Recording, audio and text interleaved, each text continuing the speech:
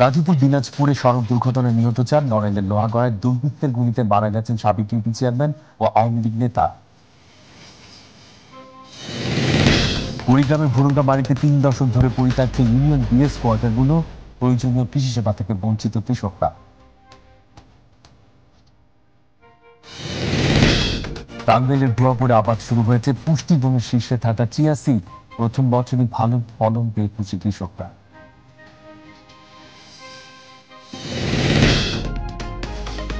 সংবাদ ছিল না, চলে যাচ্ছি পুরো প্রসঙ্গে। গাজীপুরের বাইপাইল এলাকায় সড়ক দুর্ঘটনায় 2 মোটরসাইকেল আরোহী নিহত হয়েছেন। এ ঘটনায় আরও একজন আহত হয়েছেন। পুলিশ ঘটনায় নিহত 2 জনের মরদেহ উদ্ধার করেছে। শুক্রবার গাজীপুর টাঙ্গাইল মহাসড়কের বাইমাইল এলাকায় দুর্ঘটনা ঘটে। নিহতরা হলেন মঞ্জুর সরকার, এহসান হাসান। গাজীপুর মেট্রোপলিটন পুলিশের কোনাবাড়ি থানার অফিসার ইনচার্জ ওসিকেএম আশরাফ উদ্দিন বলেন, নিহত 2 জনের মরদেহ হেফাজতে নেওয়া হয়েছে। ঘটনাটি কিভাবে ঘটেছে তা নিশ্চিত না, তবে ধারণা করছি অজ্ঞাত কোনো গাড়ির চাপায় তাদের মৃত্যু হয়েছে।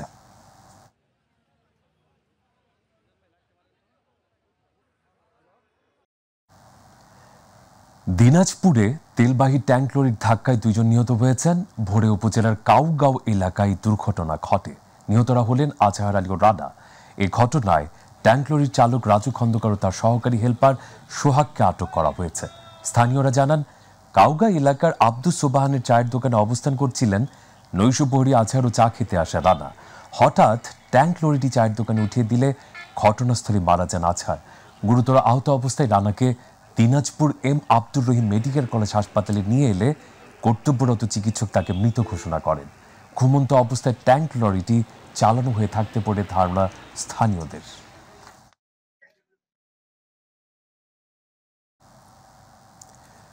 দুর্বৃত্তের ছোড়া গুলিতে মারা গেছেন নড়াইলের লোহাগড়া উপজেলার মল্লিকপুর ইউনিয়ন পরিষদের সাবেক চেয়ারম্যান শিকদার মোস্তফা কামাল। শুক্রবার সন্ধ্যায় উপজেলার কুন্দুশি এলাকায় তাকে গুলি করা হয়। পরে ঢাকায় নেওয়ার পথে তার মৃত্যু হয়। লোহাগড়া থানার ভারপ্রাপ্ত কর্মকর্তা কাঞ্চন কুমার রায় ও নিহতের ভাই শাহাদাত শিকদার এই তথ্য নিশ্চিত করেছে। পুলিশ ও স্থানীয় সূত্রে জানা গেছে, শুক্রবার সন্ধ্যায় লোহাগড়া থেকে নিজ বাড়ি মঙ্গলহাটের দিকে যাচ্ছিলেন শিকদার মোস্তফা কামাল। এ সময় কুন্দুশি মঙ্গলহাটা গ্রামীণ সড়কের সমীর শিকদারের বাড়ির সামনে গেলে দুর্বৃত্তরা তাকে গুলি করে। ঘটনার সঙ্গে জড়িতদের গ্রেপ্তারের জন্য অভিযান চলছে বলে জানিয়েছে পুলিশ। এদিকে মুন্সিগঞ্জের শ্রীনগরে আব্দুল কুদ্দুস নামের একটি স্টিল অ্যান্ড রিরোলিং কারখানায় নিরাপত্তা কর্মীর হাত পা বাঁধা গলাকাটা মরদেহ উদ্ধার করেছে পুলিশ। শুক্রবার উপজেলার কুকুটিয়া ইউনিয়নের সুরুদিয়া গ্রামের লিজেন্ড স্টিল অ্যান্ড রিরোলিং কারখানার ভেতরে চেয়ারের সাথে হাত পা বাঁধা ও ধারালো অস্ত্র দিয়ে গলাকাটা অবস্থায় তার মরদেহ উদ্ধার করা হয়। পুলিশ জানায়, স্থানীয়দের মাধ্যমে সংবাদ পেয়ে দ্রুত ঘটনাস্থলে এসে ওই মৃতদেহ উদ্ধার করেন তারা। তাকে পরিকল্পিতভাবে চেয়ারের সাথে হাত পা বেঁধে ধারালো অস্ত্র দিয়ে গলা কেটে হত্যা করা হয়েছে বলে প্রাথমিকভাবে ধারণা করা হচ্ছে। চট্টগ্রামের শাহ আমানত আন্তর্জাতিক বিমানবন্দরে একটি ময়লার ঝুড়ি থেকে পরিত্যক্ত অবস্থায় 7টি সোনার বার উদ্ধার করা হয়েছে। শুক্রবার দিবাগত রাত 9:30টার দিকে এসব বার উদ্ধার করা হয়। সরকারের দায়িত্বশীল একটি গোয়েন্দা সংস্থার সূত্র জানায়, সোনার বারগুলো বিমানবন্দরের আন্তর্জাতিক আগমনী 1 নম্বর কনভেয়ার বেল্টের পাশের ওয়াশরুমের কমোডের পাশের ময়লার ঝুড়িতে ছিল।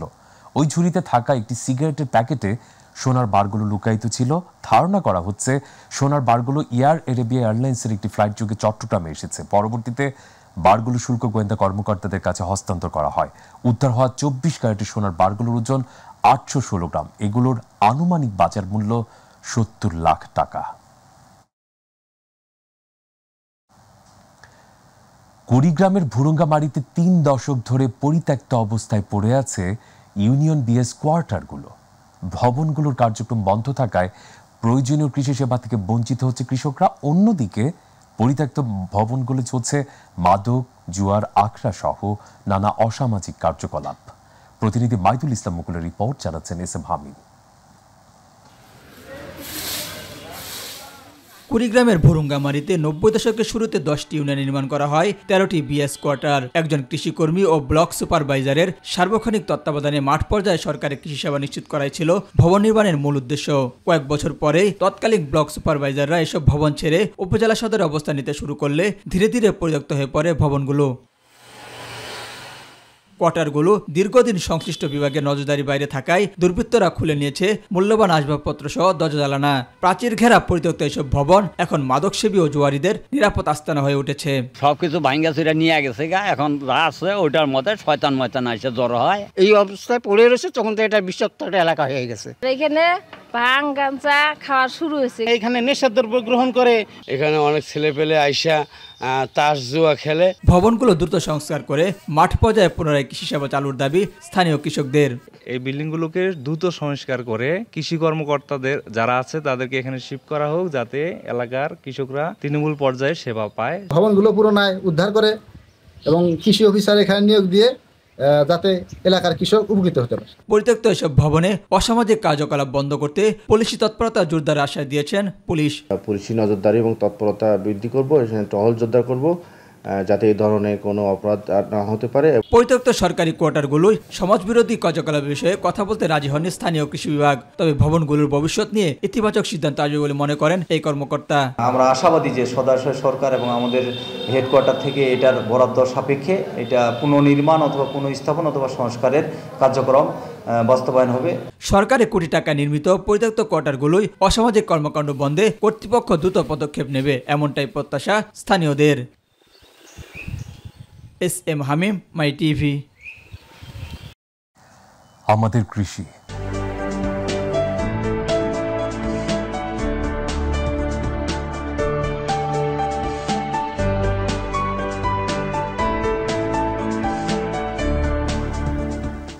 খাদ্য তালিকায় পুষ্টিগুণের শীর্ষে থাকা চিয়া সিডের আবাদ শুরু হয়েছে টাঙ্গাইলে। জেলার ভুয়াপুর উপজেলার চরাঞ্চলে পরীক্ষামূলকভাবে দামি ফসলটির আবাদ শুরু করেছে স্থানীয় চাষিরা। প্রথম বছরেই ভালো ফলন পেয়ে খুশি কৃষকরা। প্রতিনিধি মির্জা মাসুদ রুবেলের রিপোর্ট, জানাচ্ছেন আমিনা হীরা। হাজারো ঔষধি গুণে ভরা ফসল চিয়া। এতে রয়েছে খাদ্য আঁশ, প্রোটিন, ভিটামিন, ক্যালসিয়াম সহ নানা উপাদান। মানবদেহের ক্যান্সার, ডায়াবেটিস, হৃদরোগ, রক্তের কোলেস্টেরল কমানো সহ নানা রোগের প্রতিষেধক হিসেবেও কাজ করে চিয়া সিড। মহা ঔষধি ফসলটির আমদানি নির্ভরতা কমানোর লক্ষ্যে বাংলাদেশ কৃষি গবেষণা ইনস্টিটিউটের পার্টনার প্রকল্পের আওতায় মাত্র 15% জমিতে এবারই প্রথম চিয়ার আবাদ করেন টাঙ্গাইল জেলার ভুইয়াপুরের কৃষক রফিকুল ইসলাম। প্রকল্পের আওতায় কৃষককে দেয়া হয় বীজ, সারসহ নানা উপকরণ। মাত্র 5,000 টাকা ব্যয় করে 60 কেজি চিয়া ফসল পেয়েছেন এই কৃষক, যার বাজার মূল্য 30,000 টাকা। ফলন আমি আশা করতেছি 3.5 থেকে 4 মণ আমার হবে। তাতে আমি যা দেখি বাজার মূল্য আমি এখন বর্তমানে দেখতেছি যে 400 থেকে 500 টাকা পার কেজি। তাতে আমার খুবই ভালো লাগতেছে। নতুন ফসল দেখতে প্রতিদিনই ভিড় করছেন বিভিন্ন এলাকার কৃষকরা। লাভজনক হওয়ায় এ ফসল আবাদে আগ্রহ তাদের। সামনে আবার ফির সিজন আসলে আমিও এই চিয়া সিড চাষ করব, যাতে লাভবান হতে পারি। এই চিয়া সিডটা অল্প জমিতে অধিক ফলন পাওয়া যায়। পরীক্ষামূলক চিয়া আবাদে শতভাগ সাফল্য এসেছে জানিয়েছে কৃষি বিভাগ। এটা আমাদের সারা বাংলাদেশে আমরা এটা ছড়িয়ে দিতে পারি এবং এর বাজার সৃষ্টি করতে পারি, তাহলে বাংলাদেশ আর্থিকভাবে লাভবান হবে, কৃষক লাভবান হবে। ফসলটি ব্যাপক হারে আবাদ করা সম্ভব হলে কৃষক লাভবান হওয়ার পাশাপাশি বৈদেশিক মুদ্রাও সাশ্রয় হবে, এমনটাই মনে করেন সংশ্লিষ্টরা। আমিনা হীরা, মাই টিভি নিউজ। এদিকে বরিশালের হিজলা উপজেলায় সয়াবিনের বাম্পার ফলনে কৃষকের মুখে হাসি ফুটেছে। বৈশাখের শেষ দিকে সয়াবিন কাটা শুরু করবেন কৃষক। আবহাওয়া অনুকূলে থাকায় লাভের আশা কৃষকের। উপজেলার বিভিন্ন ইউনিয়ন সহ চরাঞ্চলের বিস্তীর্ণ মাঠে এখন সয়াবিন আর সয়াবিন। এবছর উপজেলার প্রায় 7,000 হেক্টর জমিতে সয়াবিন চাষ করা হয়েছে। উপজেলার কৃষি কর্মকর্তা আহসান হাবিব আল আজাদ জানিয়েছেন, আধুনিক কৃষি প্রযুক্তিতে কৃষকদের আগ্রহ সৃষ্টি হয়, কম খরচে সয়াবিনের ভালো ফলনের সম্ভাবনা দেখা দিয়েছে। প্রায় 7,000 হেক্টর হলো জমিতে আবাদ হয়েছে। আমরা উপজেলা কৃষি অফিসের পক্ষ থেকে কৃষকদের মাঝে বিনামূল্যে সয়াবিনের বীজ এবং সার দিয়েছি। টাঙ্গাইল পৌর শহরের উপর দিয়ে বয়ে চলা লৌহজং নদীর উদ্ধারকৃত 2 পাড়ে উন্নত জাতের ঘাসের বীজ রোপণ করা হয়েছে। গতকাল জেলা প্রশাসক কাইসারুল ইসলাম লৌহজং নদীর 2 পাড়ের উদ্ধারকৃত জায়গায় নবনির্মিত ওয়ার্কওয়েতে উন্নত জাতের ঘাসের বীজ রোপণ করেন। এর আগে তিনি নদীর দুই পার পরিদর্শন করেন। এই সময় সদর উপজেলা নির্বাহী কর্মকর্তা হাসান বিন মোহাম্মদ আলী সহ অনেকে উপস্থিত ছিলেন।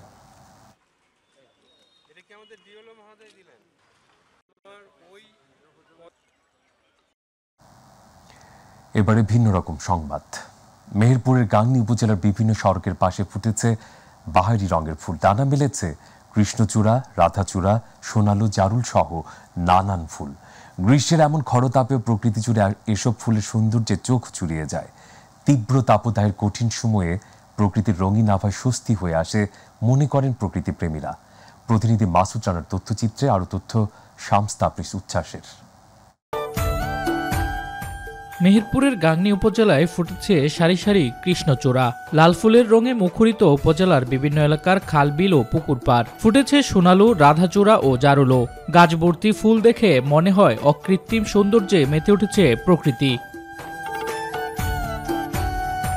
গ্রীষ্মের এমন খরতাপেও এসব ফুলের সৌন্দর্য চোখ জুড়িয়ে যায়। পথচারীরা পুলকিত নয়নে অবাক বিস্ময়ে উপভোগ করেন এই সৌন্দর্য। আমাদের যে সৌন্দর্য ফুল আছে, যে ফুলের গাছগুলো আছে রাস্তার পাশ দিয়ে, এগুলো যত্নর অভাবে ধীরে ধীরে মারা যাচ্ছে। চলতে পথে আমরা যাওয়ার সাথে এই সুন্দর ফুলগুলো দেখি।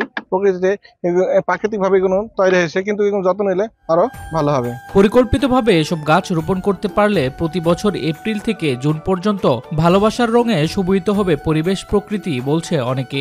রাস্তার পাশে দিয়ে যায়, দেখতে অনেক সুন্দর লাগে, কিন্তু গাছের কোনো যত্ন নেই। যত্ন নিলে গাছগুলো অনেক সুন্দর থাকে। প্রকৃতি আবহাওয়া অনেক সুন্দর এবং এগুলা দেখতে অনেক সুন্দর লাগে। ফুল গাছগুলা খুব অবহেলায় আছে, গাছগুলা যত্ন করলে একটু ভালো হবে, দেখতে খুব ভালো লাগে। সরকারি ও ব্যক্তি উদ্যোগে ফলজ ও বনজ গাছের পাশাপাশি বিভিন্ন প্রজাতির ফুল গাছ রোপণের উপর গুরুত্ব আরোপ করতে হবে বলে মনে করছেন সংশ্লিষ্টরা। রক্ষণাবেক্ষণের ক্ষেত্রে আমাদের এই গাছগুলো হারাতে বসে, এর জন্য আমাদেরকে সবাইকে এগিয়ে আসতে হবে। সকলেরই ভালো লাগে, রাস্তার পাশে ফুটেছে, এই পথ দিয়ে যাওয়া আসা করি, যেতে আসতে দেখতে খুব সুন্দর লাগে, ভালো লাগে। শামস তাবরিজ উচ্ছ্বাস, মাই টিভি নিউজ ডেস্ক। চট্টগ্রামের ফটিকছড়ি উপজেলার ভুজুপুরের হাজি এজাহার সুপ অ্যান্ড সন্স নামের একটি সাবান কারখানায় ভ্রাম্যমাণ আদালতের অভিযান চালানো হয়েছে। বিএসটিআই এর সিএম লাইসেন্স না নিয়ে পণ্যের মোড়কে স্ট্যান্ডার্ড মার্ক ব্যবহার করায় কারখানার মালিক আমানুল্লাহকে 1 লাখ টাকা অর্থদণ্ড ও 15 দিনের বিনাশ্রম কারাদণ্ড দেওয়া হয়েছে। এই সময় বিপুল পরিমাণ সাবান, কাঁচামাল, উপকরণ জব্দ করে। অভিযানের নেতৃত্ব দেন ফটিকছড়ি উপজেলা সহকারী কমিশনার ভূমি নির্বাহী ম্যাজিস্ট্রেট মেজবাউদ্দিন।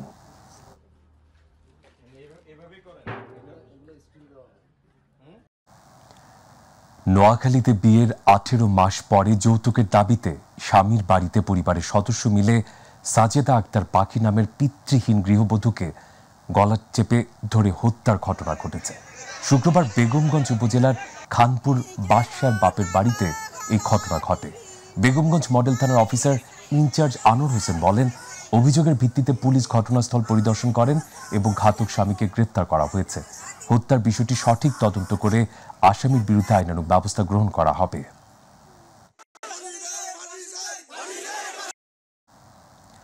বাণিজ্যিক জাহাজ এমটিটি সাপান গাড়ির নাবিক ও মালয়েশিয়ার নাগরিক মোহাম্মদ ইসা বিন মোহাম্মদ বীর মোহনের মরদেহ উদ্ধার করেছে কোস্টগার্ড। গতকাল কোস্টগার্ডের জাহাজ জয় বাংলা চট্টগ্রাম বন্দরের বহির্নোঙর থেকে কিছুটা দূরে ভেসে থাকা মরদেহটি খুঁজে পায়। ওই নাবিক গত 8 মে চট্টগ্রাম বন্দরের বহির্নোঙরে জাহাজের ডেকে কাজ করার সময় সাগরে পড়ে নিখোঁজ হন। কোস্টগার্ড এরপর থেকে তাকে উদ্ধারে জাহাজ ও বোট নিয়ে ব্যাপক অনুসন্ধান অভিযান পরিচালনা করে। সাগর উত্তাল থাকায় উদ্ধার অভিযান কিছুটা ব্যাহত হয়েছিল। পরবর্তীতে মালয়েশিয়ার নাবিকের উদ্ধারকৃত মরদেহ পতেঙ্গা মডেল থানায় হস্তান্তর করা হয়।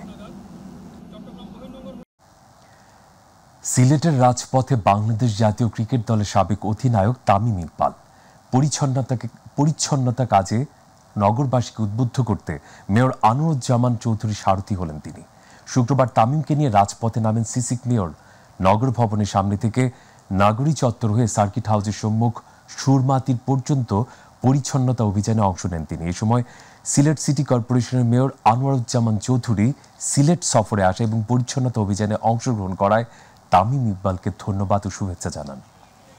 এখন আমাদের এখান থেকে সবাই আমরা দেশের বাইরে যাই, হাতে যদি একটা কোকের ক্যান থাকে বা পেপসির ক্যান থাকে, ওই ক্যানটা কিন্তু আমরা বিন দেখেই ফেলাই, কিন্তু আনফরচুনেটলি বাংলাদেশে এটা আমরা রাস্তায় ফেলাই। এই মেন্টালিটিটা যদি আমরা একটু চেঞ্জ করতে পারি, তাহলেই কিন্তু আমাদের দেশটা পরিষ্কার হয়ে যায়। ইসলামের খাদেম হিসেবে আমৃত্যু মানুষের সেবা করতে চান ডাক টেলিযোগাযোগ ও তথ্য প্রযুক্তি প্রতিমন্ত্রী জুনাইদ আহমেদ পলক। তিনি বলেন, আপনারা দোয়া করবেন যেন ইসলামের খাদেম হিসেবে আমৃত্যু মানুষের সেবা করে যেতে পারি। প্রাণের সিংড়াকে উন্নত, আধুনিক, নান্দনিক, মানবিক এবং স্মার্ট হিসেবে গড়ে তুলতে পারি। সিংড়া কেন্দ্রীয় জামি মসজিদ আয়োজিত হাজী সমাবেশ 2024 সংবর্ধনা অনুষ্ঠানে প্রধান অতিথির বক্তব্যে তিনি এসব কথা বলেন। করছে না, ওইটা আপনারা খেয়াল রাখবেন, আর কিচ্ছু না, কারণ তারা। এবারে উপজেলা পরিষদ নির্বাচনের খবর। ষষ্ঠ ধাপে শরীয়তপুরের গোসাইরহাট উপজেলা পরিষদ নির্বাচনকে কেন্দ্র করে জমে উঠেছে সম্ভাব্য প্রার্থীদের প্রচারণা। প্রার্থীদের জনসংযোগে এখন সরব ভোটের মাঠ। ভোটারদের কাছে গিয়ে নানান প্রতিশ্রুতি দিয়ে ভোট চাচ্ছেন আওয়ামী লীগ নেতা ও যুব উদ্যোক্তা চেয়ারম্যান প্রার্থী মাসুদ আলম। গণসংযোগের পাশাপাশি চলছে মাইকিংও। প্রতিনিধি সজীব শিকদারের রিপোর্ট, জানাচ্ছেন শামস তাবরিজ উচ্ছ্বাস। আসন্ন ষষ্ঠ ধাপের উপজেলা নির্বাচনে শরীয়তপুরের গোসাইরহাট উপজেলায় ভোটের মাঠে গণসংযোগ ও উঠান বৈঠক সহ নানাভাবে প্রচারণায় নেমেছেন আওয়ামী লীগ নেতা ও যুব উদ্যোক্তা চেয়ারম্যান প্রার্থী মাসুদ আলম। দিন যতই ঘনিয়ে আসছে উপজেলা পরিষদ নির্বাচনে প্রার্থী মাসুদ আলমের ভোটযুদ্ধে প্রস্তুতি নিচ্ছেন। সভা সমাবেশে যোগ দিচ্ছেন বিভিন্ন পাড়া মহল্লায়। মূল টার্গেট হলো স্মার্ট বাংলাদেশ গড়া। সেই স্মার্ট কারিগর হিসাবে মাসুদ আলমী আমার দৃষ্টিতে যোগ্য। তার কার্যক্রমগুলি মানুষ গ্রহণ করছে। আগামীতে এই গোসাইরহাটকে একটি স্মার্ট উপজেলা হিসাবে গ্রহণ করা হবে। এই উপজেলার সর্বস্তরের জনগণ তারা ঐক্যবদ্ধ হয়েছে যে বিপুল ভোটের ব্যবধানের মাধ্যমে মাসুদ আলমকে জয়লাভ করাবে। ইভিএমে অনুষ্ঠিত এই ভোটযুদ্ধে শরীয়তপুর উপজেলার গোসাইরহাট উপজেলায় একাধিক প্রার্থীর মধ্যে মাসুদ আলম উপজেলার গুরুত্বপূর্ণ স্থানে উঠান বৈঠক করছেন। বিগত নির্বাচনে নির্বাচিত হয়ে কে কি করেছেন, নতুনরা জয়ী হয়ে কি করবেন, সেই প্রতিশ্রুতি নিয়ে ঘুরছেন ভোটারদের দ্বারে দ্বারে। প্রত্যাশা তো প্রত্যেকটা মানুষেরই আছে, যারা অন্য প্রতিদ্বন্দ্বী তাদেরও প্রত্যাশা আছে। যেহেতু এখানে 5জন প্রতিদ্বন্দ্বিতা করতেছে, একেবারেই নতুন, আমি এই প্রথম নির্বাচনে আসছি। এরই মধ্যে প্রচারণায় ভোটারদের মন জয় করায় মাঠে এগিয়ে আছেন এই দেশসেরা যুব উদ্যোক্তা মাসুদ আলম। পাশাপাশি প্রধানমন্ত্রী শেখ হাসিনার হাত থেকে যুব ন্যাশনাল অ্যাওয়ার্ড অর্জন করা মাসুদ আলমকে নিয়ে স্বপ্ন দেখছেন উপজেলা আওয়ামী লীগের দলীয় নেতাকর্মী সহ এলাকাবাসী। স্মার্ট বাংলাদেশ গড়ার নেতৃত্ব দান করার জন্য মাসুদ আলমকে নির্বাচিত করবেন। আমরা তাকে চাই। উনি অত্যন্ত একজন ভালো মানুষ এবং উনি এই এলাকার উন্নয়ন করবে। আমরা 29 তারিখে মাসুদ আলমকে বিপুল ভোটে বিজয়ী করব। ই লার্নিং অ্যান্ড আর্নিং লিমিটেডের ব্যবস্থাপনা পরিচালক মাসুদ আলম বলেন, উপজেলার বেকারত্ব দূরীকরণের লক্ষ্যে উপজেলা নির্বাচনে তরুণ হিসেবে সবার পাশে থাকবেন তিনি। যেহেতু আমি গোসাইরহাটের সন্তান, গোসাইরহাটের মানুষের অবশ্যই প্রত্যাশা আমার প্রতি আছে এবং সেই প্রত্যাশা পূরণের জন্য, তাদের দাবি পূরণের জন্য এবং তাদের পাশে থাকার জন্যই মূলত আমার এই উপজেলা নির্বাচনে আসা। এবং আমার স্বপ্ন হলো এই গোসাইরহাট উপজেলা বাংলাদেশের প্রথম স্মার্ট উপজেলা হিসেবে আমি গড়ে তুলবেন। শামস তাবরিজ উচ্ছ্বাস, মাই টিভি নিউজ ডেস্ক। ষষ্ঠ উপজেলা পরিষদ নির্বাচনের চতুর্থ ধাপে আগামী 5 জুন অনুষ্ঠিত হবে চট্টগ্রামের লোহাগড়া উপজেলা পরিষদ নির্বাচন। এদিকে গতকাল মনোনয়নপত্র জমা দেওয়ার শেষ দিনে 11 জন প্রার্থী অনলাইনে মনোনয়ন ফর্ম জমা দিয়েছে। এর মধ্যে চেয়ারম্যান পদে 5 জন, ভাইস চেয়ারম্যান পদে 4 জন এবং মহিলা ভাইস চেয়ারম্যান পদে 2 জন মনোনয়ন ফর্ম জমা দিয়েছে। আগামী 12 মে প্রার্থীদের মনোনয়নপত্র যাচাই বাছাই শেষে 20 মে প্রতীক বরাদ্দ দেওয়া হবে বলে জানিয়েছেন সহকারী রিটার্নিং কর্মকর্তা উপজেলা নির্বাহী কর্মকর্তা মোহাম্মদ ইনামুল হাসান। বিএনপির কেন্দ্রীয় নির্দেশে নরসিংদীর শিবপুর উপজেলা পরিষদের নির্বাচনে চেয়ারম্যান পদের প্রার্থিতা থেকে নিজেকে প্রত্যাহার করে নেওয়ার ঘোষণা দিয়েছেন শিবপুর উপজেলা বিএনপির সিনিয়র যুগ্ম সাধারণ সম্পাদক ভিপি তোফাজ্জল হোসেন। নরসিংদী প্রেস ক্লাবের মিলনায়তনে আয়োজিত এক সংবাদ সম্মেলনে এই ঘোষণা দেন তিনি। এর আগে গত 2 মে মনোনয়নপত্র জমা দেন বিএনপি নেতা। সংবাদ সম্মেলনে তোফাজ্জল হোসেন বলেন, শিবপুর উপজেলা নির্বাচনের প্রার্থী হিসেবে তিনি মনোনয়নপত্র কিনেছিলেন। যেহেতু দল এই নির্বাচন বর্জন করেছে, তাই তিনি দলের প্রতি সম্মান জানিয়ে এই উপজেলা নির্বাচন থেকে প্রার্থিতা প্রত্যাহার করেছেন।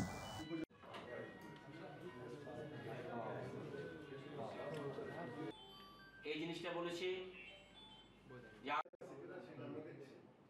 আমাদের শিবপুর উপজেলা জাতীয়তা কমিশন উপস্থিত আছেন আমাদের শিবপুর উপজেলা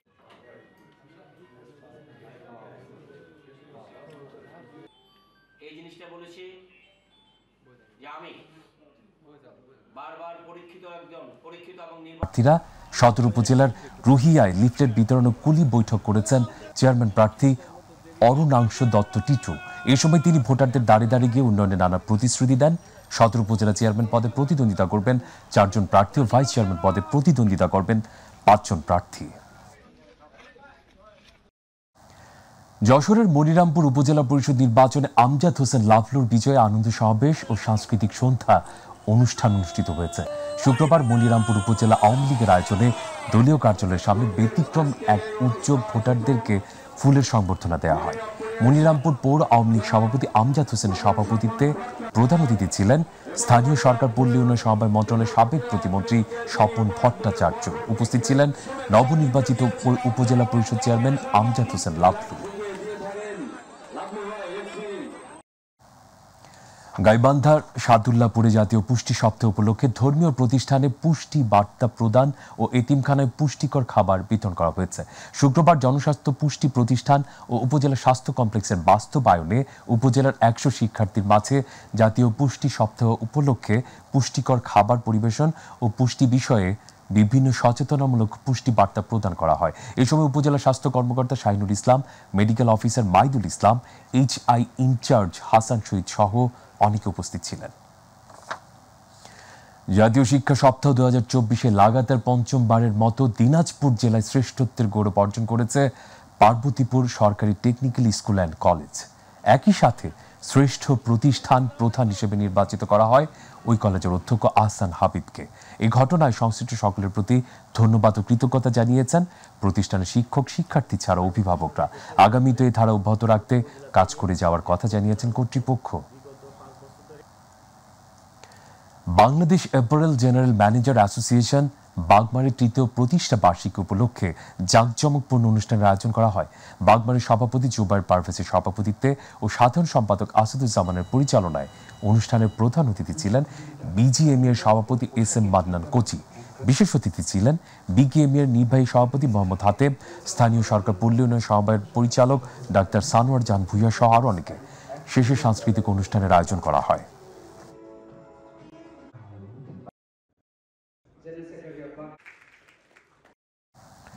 ঢাকা 19 আসনে নির্বাচিত সংসদ সদস্য মোহাম্মদ সাইফুল ইসলামকে সংবর্ধনা জানিয়েছে আশুলিয়া থানা আওয়ামী লীগ। থানা আওয়ামী লীগের সভাপতি ফারুক হাসান তুহিনের উদ্যোগে মোহাম্মদ সাইফুল ইসলাম এমপিকে সংবর্ধনা দেওয়া হয়। এই সময় আশুলিয়া থানা আওয়ামী লীগ ও বিভিন্ন অঙ্গ সংগঠনের নেতাকর্মীরা উপস্থিত ছিলেন। নদ নদীর দখল ও দূষণ প্রতিরোধে জনসাধারণের মাঝে সচেতনতা সৃষ্টির লক্ষ্যে কর্ণফুলী নদীতে অনুষ্ঠিত হয়েছে সাম্পান বাইচ। 18তম এই সাম্পান বাইচ উপলক্ষে নগরীর অভয় মিত্র ঘাট থেকে সিডিও চট পাথর ঘাটা মাঠ পর্যন্ত সাম্পান শোভাযাত্রা অনুষ্ঠিত হয়। উদ্বোধন করেন চট্টগ্রাম জেলা প্রশাসক আবুল পাশা মোহাম্মদ ফখরুজ্জামান। পরে সাম্পান বাইচ প্রতিযোগিতায় বিজয়ীদের মাঝে পুরস্কার তুলে দেন অতিথিরা।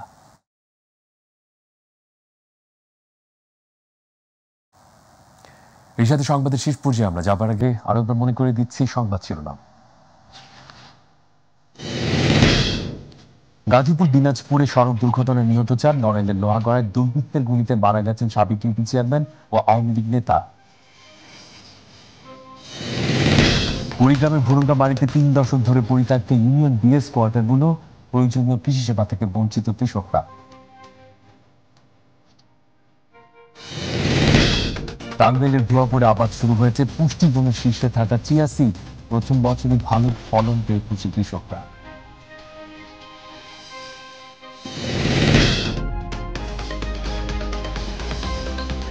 দর্শক, এই ছিল এখনকার জেলা সংবাদে। পরবর্তী সংবাদ দেখার আমন্ত্রণ। বিদায় নিচ্ছি। মেহেদী হাসান খান। আল্লাহ হাফেজ।